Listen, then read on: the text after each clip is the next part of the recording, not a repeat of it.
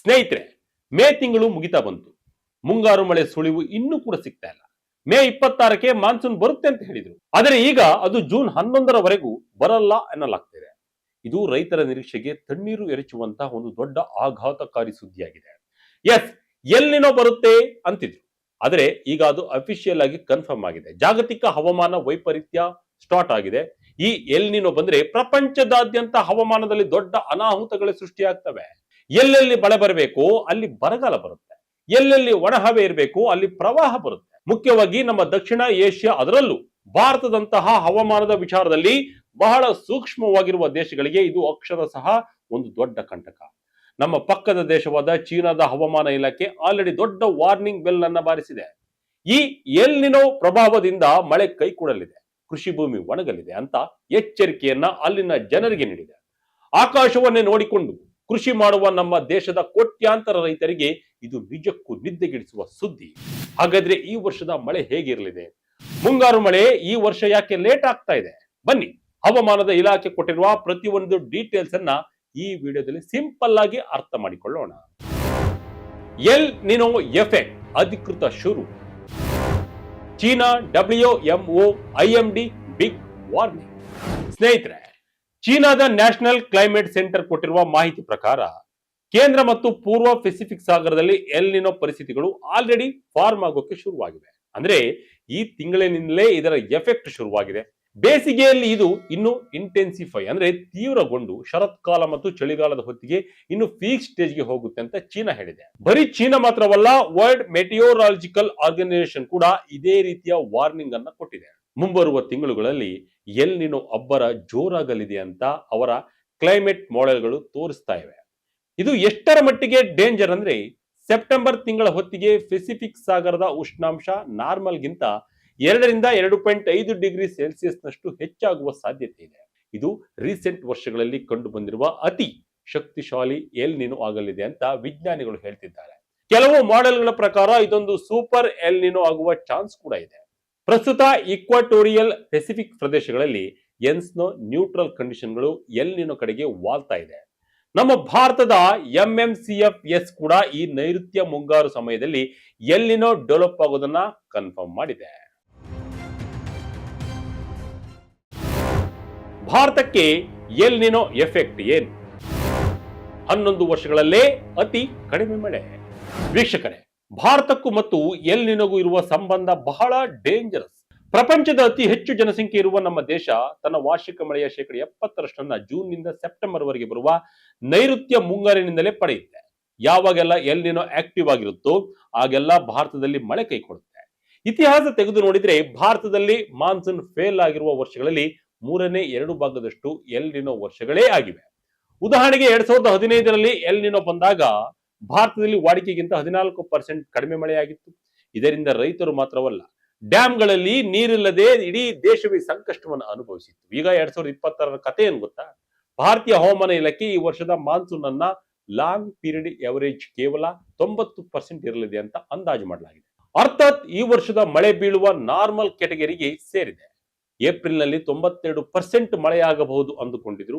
ಆದ್ರೀಗ ministry of earth science ನ secretary M Ravichandran ಅವರು ಶುಕ್ರವಾರ ಪ್ರೆಸ್ ಮೀಟ್ ಮಾಡಿ ಇದು 90%ಗೆ ಇಳಿಯಲಿದೆ.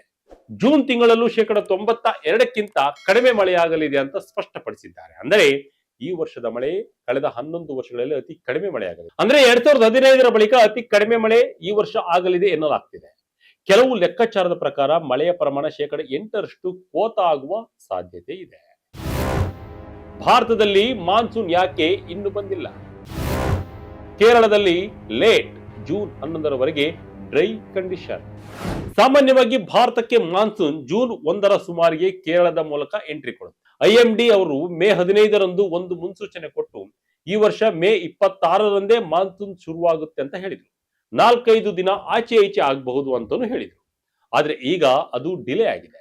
ಹವಾಮಾನ ಇಲಾಖೆಯ ಎಕ್ಸ್ಟೆಂಡೆಡ್ ರೇಂಜ್ ಫಾರ್ಕಾಸ್ಟ್ ಪ್ರಕಾರ ಮೇ 28ರಿಂದ ಜೂನ್ 4ರವರೆಗೆ ಕೇರಳದಲ್ಲಿ ಬಹುತೇಕ ಡ್ರೈ ಕಂಡೀಷನ್ ಇರಲಿದೆ. ಜೂನ್ 4ರಿಂದ ಜೂನ್ 11ರವರೆಗೂ ಕೇವಲ ಮಾರ್ಜಿನಲ್ ಇಂಪ್ರೂವ್ಮೆಂಟ್ ಅಷ್ಟೇ ಇರುತ್ತೆ. ಅಸಲಿ ಮಳೆ ಪಿಕಪ್ ಆಗೋದು ಜೂನ್ 11ರ ನಂತರವೇ ಅಂತ ಈಗ ಹೇಳ್ತಿದ್ದಾರೆ. ಹಾಗಾದ್ರೆ ಮಳೆ ಯಾಕೆ ಡಿಲೇ ಆಗ್ತಾ ಇದೆ? ಇದಕ್ಕೆ ಪ್ರಮುಖವಾಗಿ 2 ಕಾರಣಗಳಿವೆ. ಮೊದಲನೇದಾಗಿ ವೆಸ್ಟ್ ಪೆಸಿಫಿಕ್ ನಲ್ಲಿ ಒಂದು ದೊಡ್ಡ ಟೈಫೋನ್ ಡೆವಲಪ್ ಆಗ್ತಾ ಇದೆ. ಇದು ಅರೇಬಿಯನ್ ಸಮುದ್ರ ಮತ್ತು ಬಂಗಾಳ ಕೊಲ್ಲಿಯಲ್ಲಿರುವ ತೇವಾಂಶವನ್ನೆಲ್ಲ ತನ್ನ ಕಡೆಗೆ ಎಳೆದುಕೊಳ್ಳುತ್ತಾ ಇದೆ. ಎರಡನೇದಾಗಿ ಲಕ್ಷದ್ವೀಪದ ಬಳಿ ಒಂದು ಸೈಕ್ಲೋನಿಕ್ ಸರ್ಕ್ಯುಲೇಷನ್ ಇದೆ. ಇದರಿಂದ ಕೇರಳದ ಲ್ಯಾಂಡ್ ಮೇಲೆ ಮಳೆ ಬೀಳ್ತಾ ಇಲ್ಲ. IMD Bengaluru direct incharge N ಪುವಿರೇಷನ್ಸ್ ರವರು ಹೇಳುವ ಪ್ರಕಾರ ಮಾನ್ಸೂನ್ ಮಳೆ ಬರಬೇಕಾದ್ರೆ ಪಶ್ಚಿಮದ ಗಾಳಿ 4 ಕಿಲೋಮೀಟರ್ ಎತ್ತರದಲ್ಲಿ ಬೀಸಬೇಕು.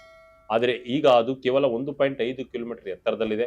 ಕ್ರಾಸ್ ಇಕ್ವಾಟಿಯಲ್ ಗಾಳಿ ಕೂಡ ತುಂಬಾ ವೀಕ್ ಆಗಿದೆ. ಹೀಗಾಗಿ ಜೂನ್ 1ಕ್ಕೂ ಕೂಡ ಮಾನ್ಸೂನ್ ಬರುವಂತಹ ಫೇವರೇಬಲ್ ಕಂಡೀಷನ್ ಕಾಣಿಸ್ತಾ ಇಲ್ಲ. ಸ್ಕೈಮೆಟ್ ವೆದರ್ನ ಮಹೇಶ್ ಪಲಾವತ್ ಅವರು ಕೂಡ ಮುಂಗಾರು ಮಳೆ ಬಹಳ ವೀಕ್ ಆಗಿ ಶುರುವಾಗಲಿದೆ, ಮುಂದಕ್ಕೆ ದೊಡ್ಡ ಪ್ರೋಗ್ರೆಸ್ ಕಾಣ್ತಾ ಇಲ್ಲ ಅಂತ ಹೇಳಿದ್ದಾರೆ. ಮಳೆ ಕಡಿಮೆ ಆದ್ರೆ ಆರ್ಥಿಕತೆಗೆ ಬೀಳುವ ಪೆಟ್ಟು ಏನು? ಬೆಲೆ ಏರಿಕೆ ಫಿಕ್ಸ್, ಜನಸಾಮಾನ್ಯರಿಗೆ ಬಿಗ್ ಶಾಕ್. ನೋಡಿ ಸ್ನೇಹಿತರೆ, ಮಳೆ ಕಡಿಮೆ ಆಗೋದು ಕೇವಲ ಹವಾಮಾನದ ವಿಚಾರ ಮಾತ್ರವಲ್ಲ, ಇದು ನಮ್ಮ ದೇಶದ ಎಕಾನಮಿ ಅಥವಾ ಆರ್ಥಿಕತೆ ಮೇಲೂ ನೇರ ಪರಿಣಾಮವನ್ನ ಬೀರುತ್ತೆ. ನಮ್ಮದು ಸುಮಾರು $4 ಟ್ರಿಲಿಯನ್ ಆರ್ಥಿಕತೆ ಇರುವ ಪ್ರಪಂಚದ 5ನೇ ಅತಿ ದೊಡ್ಡ ಎಕಾನಮಿ. ಆದ್ರೆ ನಮ್ಮ ದೇಶದ ಅರ್ಧದಷ್ಟು ಕೃಷಿ ಭೂಮಿಗೆ ಇವತ್ತಿಗೂ ನೀರಾವರಿ ಸೌಲಭ್ಯವಿಲ್ಲ. ಅವರು ಆಕಾಶವನ್ನೇ ಅಂದ್ರೆ ಮಾನ್ಸೂನ್ ಅನ್ನೇ ನಂಬಿದ್ದಾರೆ. ದೇಶದ ಅರ್ಧದಷ್ಟು ಜನಸಂಖ್ಯೆಗೆ ಕೃಷಿಯೇ ಜೀವನಾಧಾರ. ಹೀಗಿರುವಾಗ ಮಳೆ ಸರಿಯಾಗಿ ಆಗದೆ ಇದ್ದರೆ ಏನಾಗುತ್ತೆ? ಈಗಾಗಲೇ ಇರಾನ್ ಯುದ್ಧ ಹಾಗೂ ಮಿಡಲ್ ಈಸ್ಟ್ ಕಾನ್ಫ್ಲಿಕ್ಟ್ ಇಂದ ಎನರ್ಜಿ ಕಾಸ್ಟ್ ಜಾಸ್ತಿ ಆಗಿದೆ, ಇನ್ಫ್ಲೇಷನ್ ಭೀತಿ ಎದುರಾಗಿದೆ. ಐಡಿಎಫ್ಸಿ ಫಸ್ಟ್ ಬ್ಯಾಂಕ್ ನ ಚೀಫ್ ಎಕನಾಮಿಸ್ಟ್ ಗೌರವ್ ಸೇನ್ ಗುಪ್ತರ್ ಅವರು ಹೇಳುವ ಪ್ರಕಾರ ಜುಲೈ ಆಗಸ್ಟ್ ತಿಂಗಳಲ್ಲಿ ಮಳೆ ಸರಿಯಾಗಿ ಆಗದೆ ಇದ್ದರೆ ಫುಡ್ ಇನ್ಫ್ಲೇಷನ್ ಅಂದ್ರೆ ಆಹಾರ ಪದಾರ್ಥಗಳ ಬೆಲೆ ವಿಪರೀತ ಏರಿಕೆ ಆಗುತ್ತೆ. ಏಪ್ರಿಲ್ ನಲ್ಲಿ ನಮ್ಮ ರಿಟೇಲ್ ಇನ್ಫ್ಲೇಷನ್ 3.48 ಇತ್ತು. ಮಳೆ ಕೈ ಕೊಟ್ರೆ ಇದು 5.5 ಜಂಪ್ ಆಗುವ ರಿಸ್ಕ್ ಇದೆ. ಅಂದ್ರೆ ತರಕಾರಿ, ಬೇಳೆಕಾಳು, ದಿನಸಿ ವಸ್ತುಗಳ ರೇಟ್ ಗಗನಕ್ಕೆ ಏರಲಿದೆ. ನಮ್ಮಲ್ಲಿ ಅಕ್ಕಿ ಮತ್ತು ಗೋಧಿಯ ಸ್ಟಾಕ್ ಸಾಕಷ್ಟು ಇದೆ ಅನ್ನೋದು ಒಂದು ಸಮಾಧಾನದ ವಿಚಾರ. ಆದರೂ ಕೂಡ ಹಳ್ಳಿಗಳಲ್ಲಿ ಕೃಷಿಯನ್ನೇ ನಂಬಿರುವ 1.4 ಬಿಲಿಯನ್ ಜನಸಂಖ್ಯೆಯ 2/3 ಭಾಗದಷ್ಟು ಜನ ಆದಾಯ ಇದರಿಂದ ತೀವ್ರವಾಗಿ ಕುಸಿಯಲಿದೆ.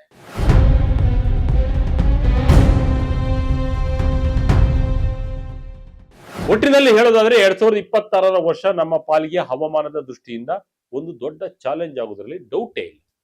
ಎಲ್ಲಿನೋ ಅನ್ನೋದು ನಮ್ಮ ಮಳೆಯನ್ನೇ, ರೈತರ ಬದುಕನ್ನ ಹಾಗೂ ನಿಮ್ಮೆಲ್ಲರ ಜೇಬನ್ನ ಸುಡೋಕೆ ತಯಾರಾಗಿ ನಿಂತಿದೆ.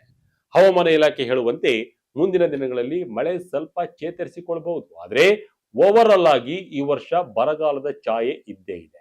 ದಕ್ಷಿಣ ಏಷ್ಯಾ ಮತ್ತು ಭಾರತದ ಈ ಎಲ್ನಿನೋ ಹೊಡೆತವನ್ನ ಹೇಗೆ ಎದುರಿಸುತ್ತೆ ಅನ್ನೋದನ್ನ ಮುಂದಿನ ಕೆಲವು ದಿನಗಳ ಅಥವಾ ಕೆಲವು ವಾರಗಳಲ್ಲೇ ನಿರ್ಧರಿಸಲಾಗುತ್ತೆ.